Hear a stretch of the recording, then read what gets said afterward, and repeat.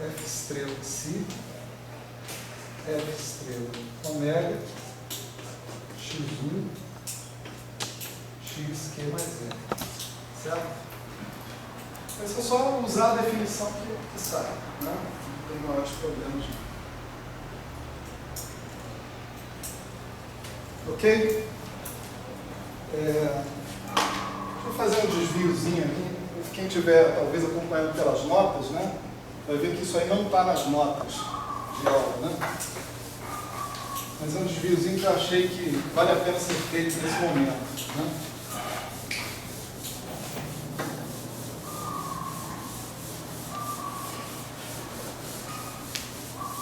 É um bom momento que a gente tem para a gente visualizar o que é a derivada exterior, né?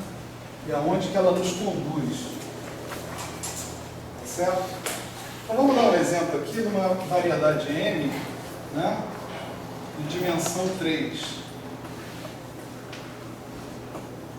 Né? Não por acaso, dimensão do R3, né? Por exemplo, que é o espaço que a gente está habituado a frequentar. Né? Então vamos ver aqui, o que é uma zero forma? É uma função desse M nos reais, né? Zero forma. É uma função de M nos reais.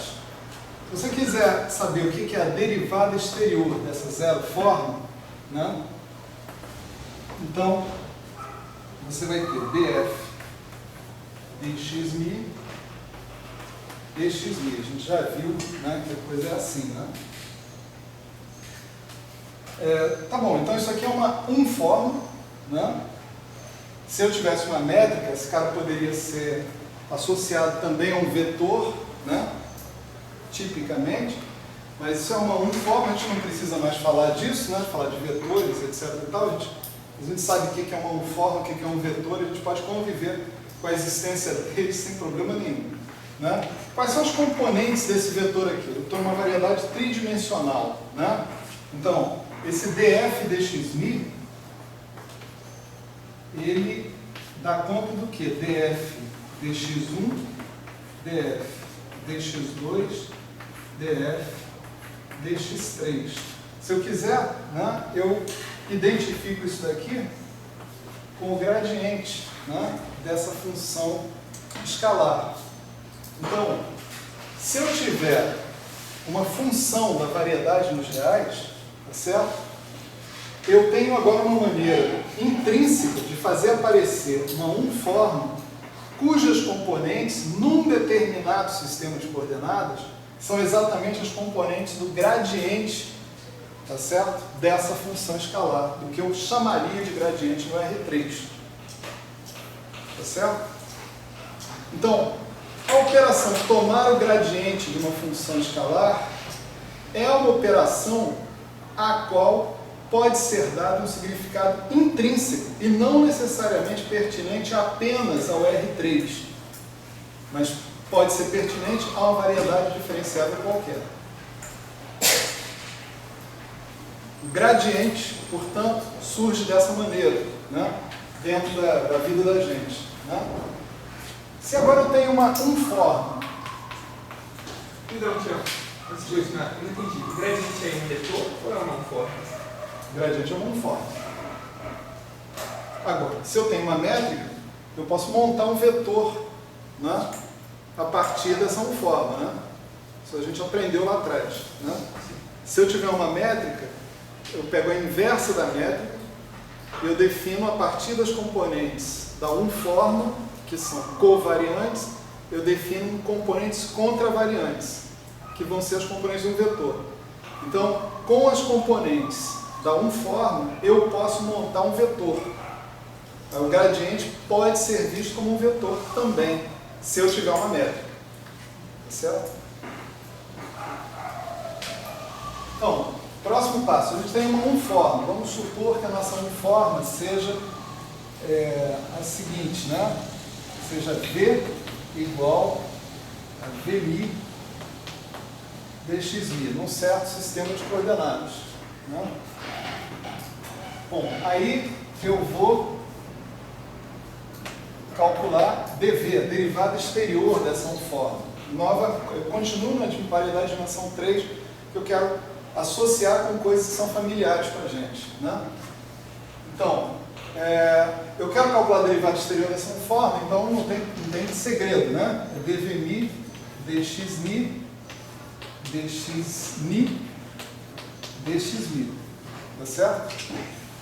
É isso que são os componentes da derivada exterior dessa forma. Bom, esse cara é antissimétrico, esse cara aqui é simétrico. Esse cara não é nem simétrico nem antissimétrico.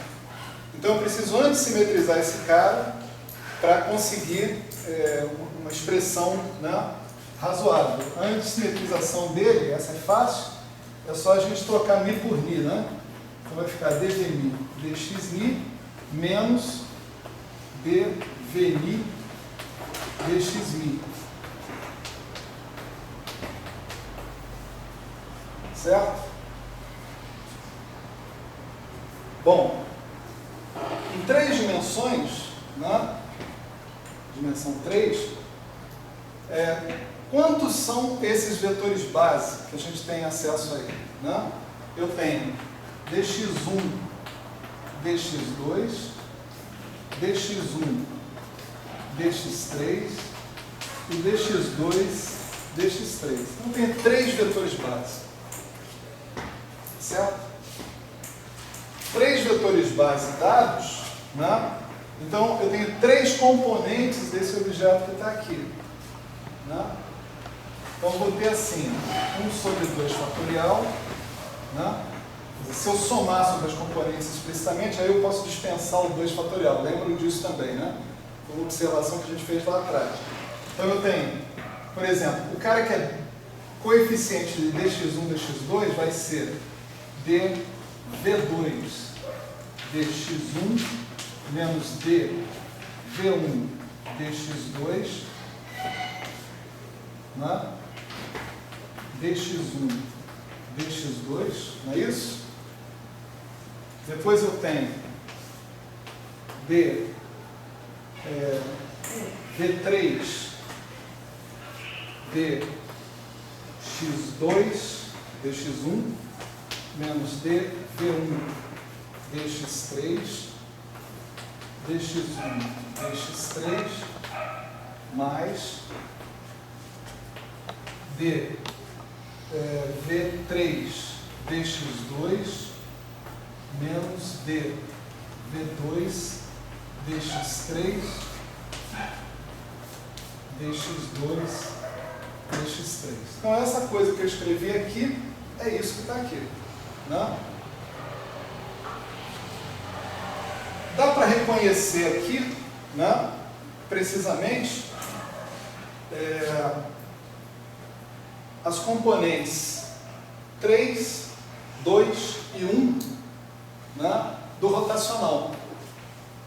Vamos lembrar aqui das componentes rotacional. Eu não lembro, então por isso que eu preciso fazer isso.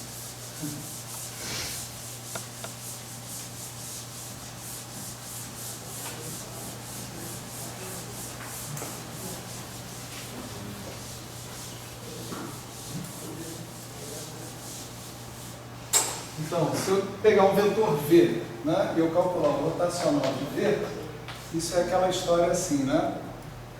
1, 2, 3, d dx1, d dx2, d dx3, v1, v2, v3, né?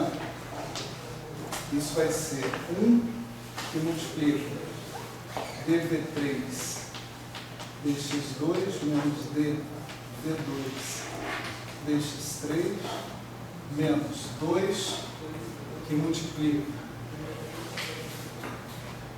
dv3 dx1 menos dv1 dx3 mais 3 que multiplica dv2 dx1 menos dv1 dx2, não é isso? Então, essa aqui é a componente 1 do rotacional, a componente 2 do rotacional, menos a componente 2 do rotacional e a componente 3 do rotacional. Né?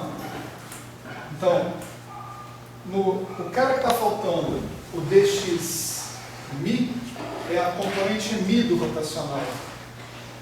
E trocando de sinal, se o dx mi que está faltando tiver uma posição ímpar, de perturbação ali. O que me permite fazer essa associação? Está faltando é a componente no casamento, por exemplo, o 2 que está faltando no 3 não associa com a terceira componente. O que me permite associar esse tensor que é o está no espaço, que é o tensor de... Não, sou eu que estou querendo identificar a componente 1, 2, 3 rotacional. Eu posso fazer o seguinte, eu posso chamar isso daqui, isso é um espaço vetorial, né? Das duas formas. A base das duas formas em dimensão 3 é composta exatamente por esse e esse cara. São esses três caras.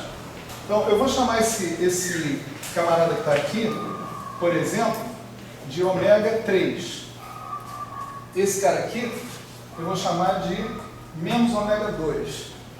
E esse cara que está aqui, eu vou chamar de ômega 1. Problema meu. Tá certo? Eu que estou fazendo isso. Então eu tenho se eu definir esse negócio desse jeito, eu tenho rotacional de V, componente I, ômega I. Quer dizer, eu tenho um vetor, elemento de um espaço vetorial, tá certo? Não estou falando de vetor da variedade, não. Estou falando de vetor elemento de um espaço vetorial.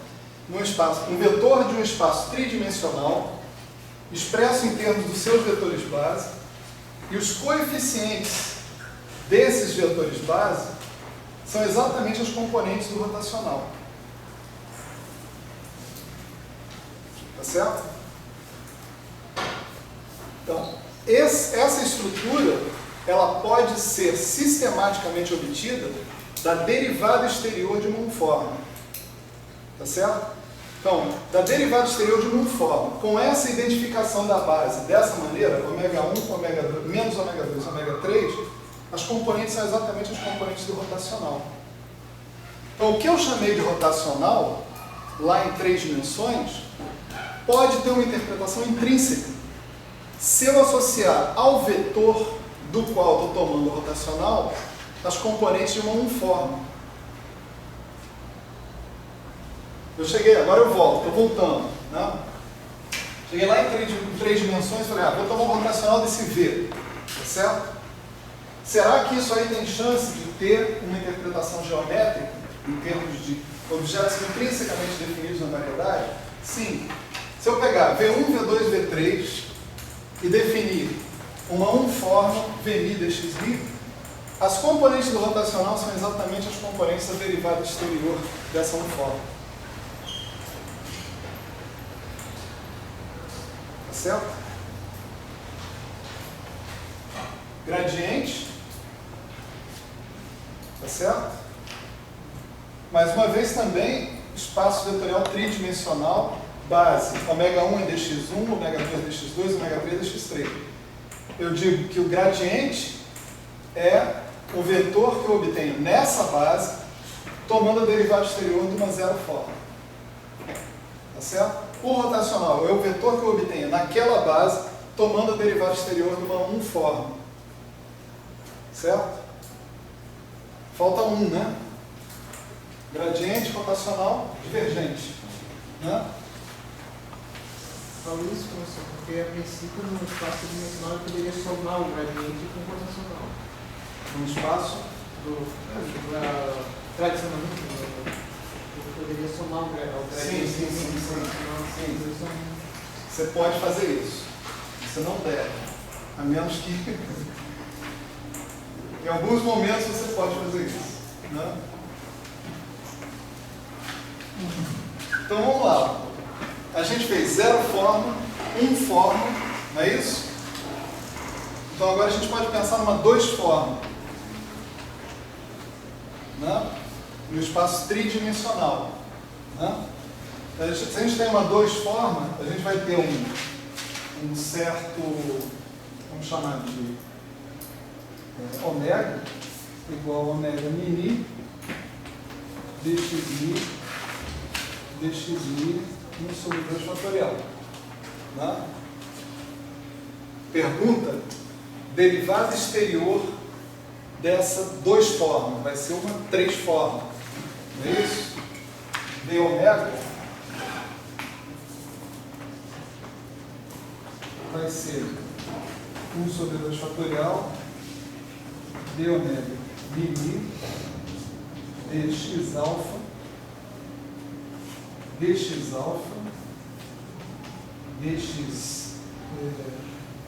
mi, dx mi. Certo?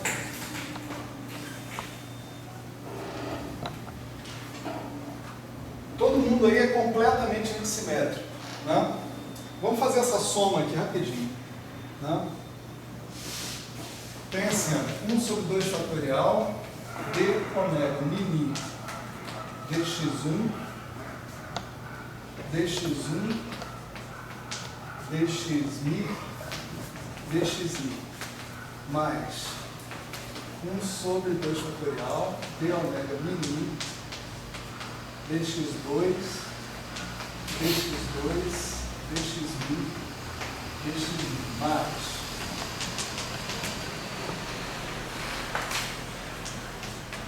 dx3, dx3, dxmi, dxi.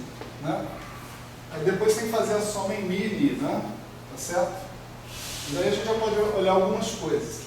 Se aqui tem 1, né? Aqui não vai poder ter 1. Tá certo? Aqui, se aqui tiver 1, isso aqui dá 0. Né? Então aqui só pode ter 2 ou 3. Bom, ele pode ter então 2 possibilidades, dx2, dx3, ou dx3, dx2. Né? Como o ômega é antissimétrico, tá certo? Nessa história, os 2 caras vão dar a mesma contribuição. Por quê? Quando eu tiver dx2, dx3, eu vou ter um ômega 2, 3.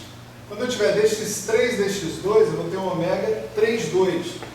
Eu troco o cara, eles mantêm o mesmo sinal. Então, o primeiro termo vai cancelar 1 sobre 2 fatorial, eu vou ter d ômega 2, 3, dx1, dx1, dx2, dx3. Isso é o que dá toda essa soma aqui. Tá certo? Vamos fazer a segunda soma agora. Então, tem d ômega dx2, dx2. Isso significa que aqui e aqui não pode ter dx2. Só pode ter dx1 e dx3. Mais uma vez, tem 2 possibilidades. 1, 3, 3, 1. Né? E o resultado aqui vai ser d ômega 1, 3, dx2, dx2, dx1, dx3. Aí não seria produto tensorial mesmo? Hã?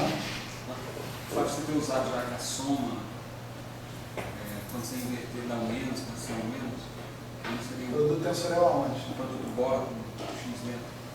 Não. Não. Até aqui tudo bem, né? Aqui eu estou só abrindo essa soma. Não, eu entendi. Estou somando em alfa, tá certo?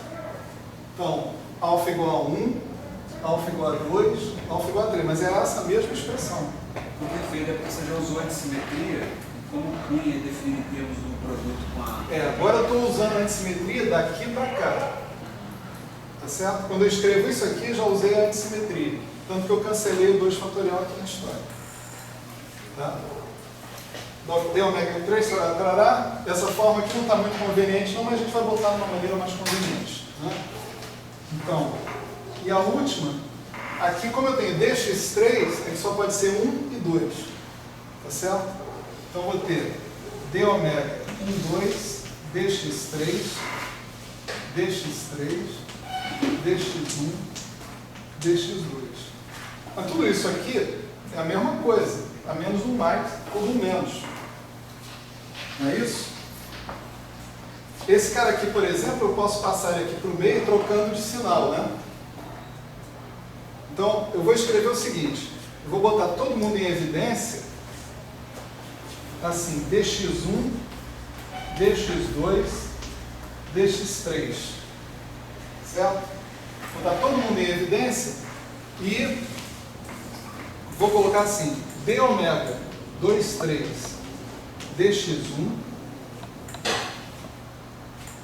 mais, aqui, para eu chegar em dx1, dx2, dx3, eu peguei o dx2 e passei para o meio, então eu tenho que trocar de sinal. Aí vai ficar com sinal de menos, mas eu gostaria que tivesse todo mundo com sinal de mais, porque eu tenho intenções maléficas. Então, como o cara é antissimétrico, eu vou trocar o ômega 1,3 para o ômega 3,1 para voltar ao sinal de mais de novo. Né? Então aqui vai ficar d ômega 3,1 dx2. E esse último aqui, eu tenho que passar esse cara por cima desses dois, aí tudo bem, porque ele está com uma permutação par. Então vai sobrar d ômega 1,2 dx3. Tá certo? Agora olha só, vamos dar uma olhada aqui na nossa 2 forma que a gente tinha lá. Eu posso escrever minha 2 forma assim, ó, como ômega 1,2 dx1 dx2 mais ômega 3,1 dx3 dx1 mais ômega 2,3 dx2 dx3. Esse ômega que está aqui, eu posso escrever desse jeito aqui, não posso escrever nos índices explicitamente. E não tem mais nada ali. Não é? É aquela segunda forma de escrever as R formas, que é com I menor que J, ou Mi menor que Mi. Né? Aí você... Então, esse cara aqui é um elemento de um espaço vetorial tridimensional também. Tá certo?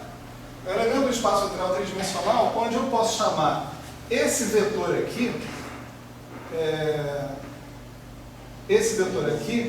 de ômega 1, esse que está aqui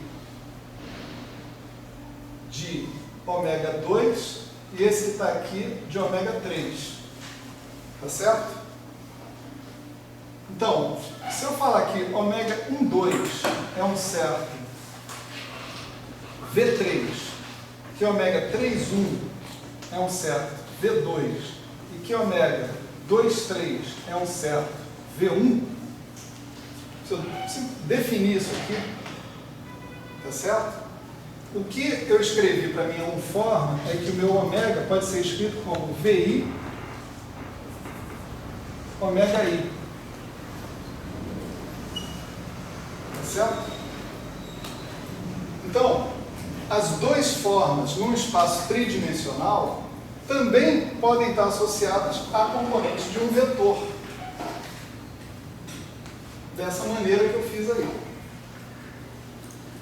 E nesse caso, isso que está aparecendo aqui é simplesmente o divergente desse vetor.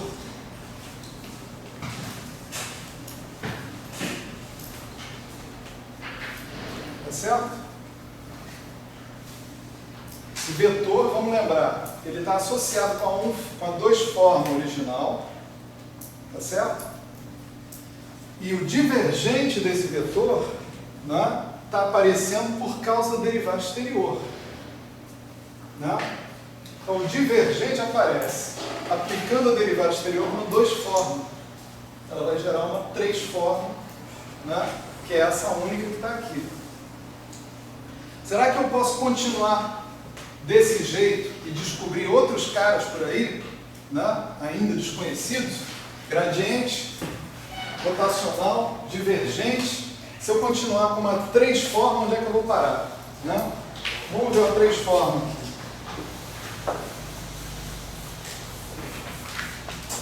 Vou pegar uma 3 forma, ômega. A única coisa que eu posso falar de uma 3 forma é o seguinte, que ele é um certo coeficiente, vamos chamar de H, né? dx1, dx2, dx3. Certo? Não tem mais nada que eu... a base das três formas, em três dimensões, é composta por um único elemento, né? Um único vetor. Então, se eu agora aplicar d ômega, o que dá isso aqui? Dá dh dxi, dxi exterior, dx1, dx2, dx3. Não é isso? Só que o ni pode ser 1, 2, 3. Então, ou ele é 1 e aí dá 0, ou ele é 2 e aí dá 0, ou ele é 3 e aí dá 0. Então, esse negócio aqui dá 0. Certo? Então, não tem derivado exterior de três formas. Quer dizer, tem derivado exterior de três formas. É 0. Tá certo? É trivial. Então, você não obtém mais nada dentro dessa variedade de dimensão 3, tá certo? Aplicando o derivado exterior. Acabou. Né? Tião, no caso em 4 dimensões, a derivada exterior de uma 3 forma é que É seria... uma 4 formas. Mas é que seria... Seria o divergente. Exatamente. Isso aí. Então, o importante aqui não está nessas notas, mas é um exercício, né? É o exercício 1. Então, todo mundo cai matando aí no exercício 1, já está resolvido aí no 4, praticamente. Sempre não está errado. Você falou isso? Não, está errado não. Isso. Caraca, 6 e 5. Estou vendo o Alexandre aí no fundo. Eu pensei, alguma coisa está errada, mas o Alexandre chegou já. 6 e 5 a gente está se divertindo muito hoje, para perder a noção, né? O que eu vou deixar para vocês como exercício, tá certo? Vai ser vocês aplicarem D2. Tá ok? D2. Então, aqui por exemplo, você tinha uma zero forma. Aí você calculou df e obteve df dxi, dxi, tá certo? Você sabe que d2f é igual a zero. Não é isso? Então, imagina que isso aqui seja um certo Vmi. Né? Dentro do que você fez aqui, pega uma uniforme, que é Vmi dxmi. Quais são os componentes da derivada exterior dessa uniforme? Rotacional desse cara. Não é isso? Só que esse cara é o gradiente de alguma coisa. Então, o que você está provando aqui é que o rotacional de um gradiente é zero. Porque D2 é zero. Certo? Então, o exercício eu vou deixar esse pedaço para vocês, né? Fazer é bem fácil, né? Acho que deu para perceber que é fácil, né? Pegar esse trabalho que foi feito aqui e calcular D2 em cima dele. E quando você fizer isso, vocês vão obter as identidades usuais entre divergente, rotacional, gradiente, essas coisas todas. Tá certo? Rotacional de gradiente é zero, sei lá, né? Coisa desse tipo. Então, eu espero que tenha ficado bastante claro hoje, né, que pelo menos cálculo diferencial a gente tem como fazer sobre variedades. Tá certo? Quer dizer, a todos os elementos que compõem o cálculo diferencial usual que a gente tem em 3 dimensões, a gente tem maneiras naturais de generalizar esse cálculo diferencial para N dimensões. E sobre espaços, mais importante ainda, sobre espaços com uma topologia arbitrária, não necessariamente o R3. Tá certo? Aqui nós estamos falando de 1 formas, 2 formas, 0 formas sobre uma variedade M. Tá certo? Não estou falando de coisas definidas no R3, necessariamente. Estou falando de coisas definidas sobre uma variedade tridimensional. Tá certo?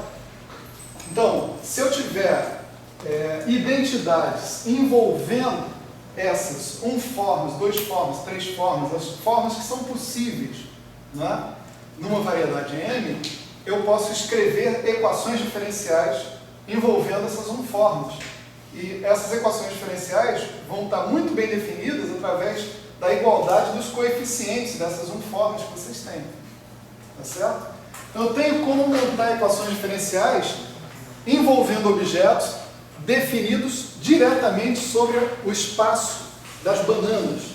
Tá certo? Nosso espaço arbitrário. Isso é cálculo diferencial sobre um espaço arbitrário. Uma boa parte de tudo que a gente fez até agora pretende conduzir a esse momento, né? Momento em que a gente tem condições de enxergar o cálculo, as suas generalizações, definido a partir de objetos intrínsecos. E mais importante, num sistema arbitrário de coordenadas. Posso usar o sistema que eu quiser. Os objetos estão definidos independente do sistema em questão. Então, num sistema arbitrário, eu posso, inclusive, simplificar equações diferenciais que poderiam ser mais complicadas num outro sistema de coordenadas. Né? Mas o protótipo para fazer essas simplificações, para fazer essas coisas, está dado aqui de uma maneira intrínseca à variedade que eu estou trabalhando. Tá certo? Fizemos um cálculo diferencial. Tá certo? Na próxima aula vamos fazer o cálculo integral. Agora. Tá certo? Próximo passo, cálculo integral, depois prova.